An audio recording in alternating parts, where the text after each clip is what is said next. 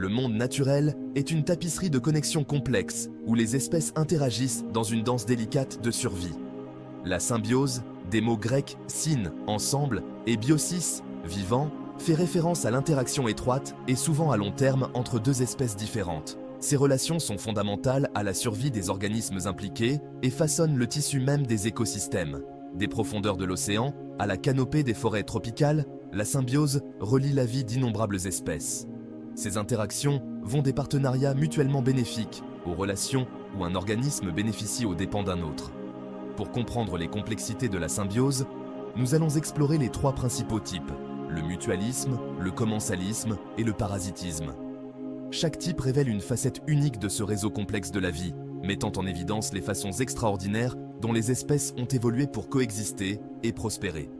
Si vous avez aimé cette introduction, n'oubliez pas de liker et de vous abonner à notre chaîne Les Secrets du Vivant pour en découvrir davantage sur les merveilles de la nature.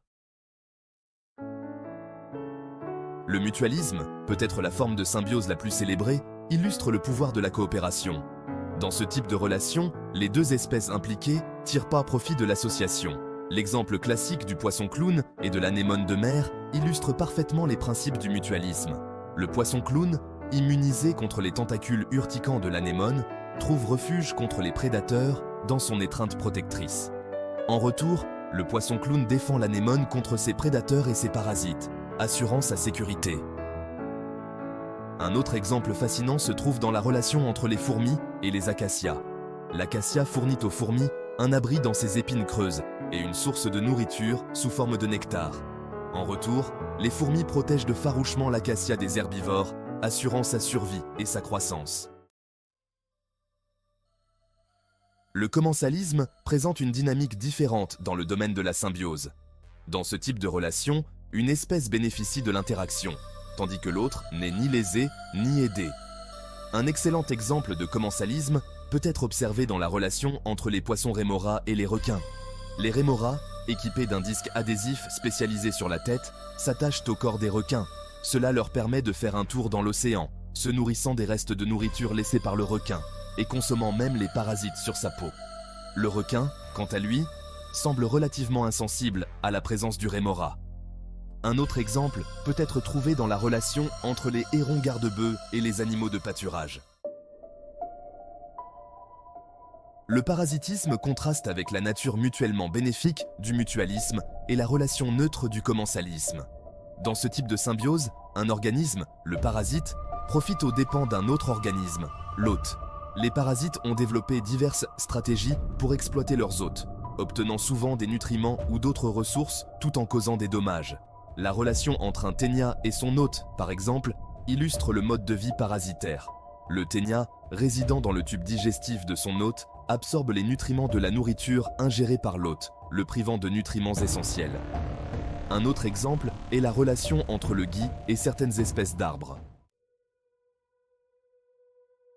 Les relations symbiotiques, sous leurs formes diverses, sont fondamentales pour la structure et le fonctionnement des écosystèmes du monde entier. Ces interactions complexes sous-tendent de nombreux processus écologiques, du cycle des nutriments et de la décomposition à la pollinisation et à la dispersion des graines. Les décomposeurs, tels que les bactéries et les champignons, forment souvent des partenariats symbiotiques pour décomposer la matière organique complexe en composés plus simples. Dans le règne végétal, les champignons mycorhiziens forment des relations mutuellement bénéfiques avec les racines de la plupart des plantes. Les champignons étendent la portée du système racinaire de la plante, améliorant sa capacité à absorber l'eau et les nutriments. En retour, la plante fournit aux champignons des sucres produits par la photosynthèse. La pollinisation, un autre processus écologique vital, repose souvent sur des relations symbiotiques entre les plantes et leurs pollinisateurs. Les abeilles, les papillons, les oiseaux et les chauves-souris, attirés par le nectar et le pollen des fleurs, transfèrent par inadvertance des grains de pollen, permettant la fécondation et la reproduction des plantes.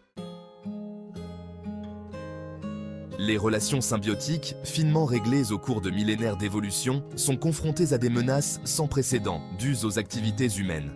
Le changement climatique, la destruction de l'habitat, la pollution et l'introduction d'espèces envahissantes perturbent ces équilibres délicats. Le changement climatique modifie les régimes de température et de précipitation, entraînant des changements dans la répartition des espèces et perturbant le calendrier des événements biologiques. La destruction de l'habitat, principalement par la déforestation et l'urbanisation, fragmente et détruit les habitats dont dépendent les relations symbiotiques. La pollution, sous ses diverses formes, pèse également sur les relations symbiotiques. Les polluants chimiques, tels que les pesticides et les métaux lourds, peuvent s'accumuler dans les organismes, perturbant les processus physiologiques.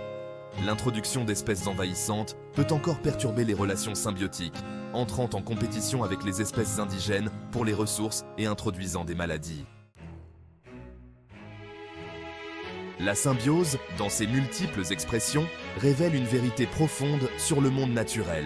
La coopération est aussi essentielle à la vie que la compétition. Les relations complexes entre les espèces soulignent l'interdépendance de la vie et l'importance de comprendre et de protéger ces équilibres délicats. La capacité des espèces à coopérer, à former des partenariats mutuellement bénéfiques, a permis à la vie de prospérer aux quatre coins de notre planète. Ces partenariats nous rappellent que la diversité ne se limite pas au nombre d'espèces, mais aussi à la complexité de leurs interactions. Protéger ces relations ne consiste pas seulement à conserver des espèces individuelles, il s'agit de sauvegarder le réseau complexe de la vie qui nous soutient tous. En reconnaissant l'importance de la coopération dans la nature, nous pouvons favoriser une compréhension plus approfondie de notre place au sein du monde naturel. Il est de notre responsabilité de veiller à ce que cette tapisserie continue de tisser sa magie pour les générations à venir.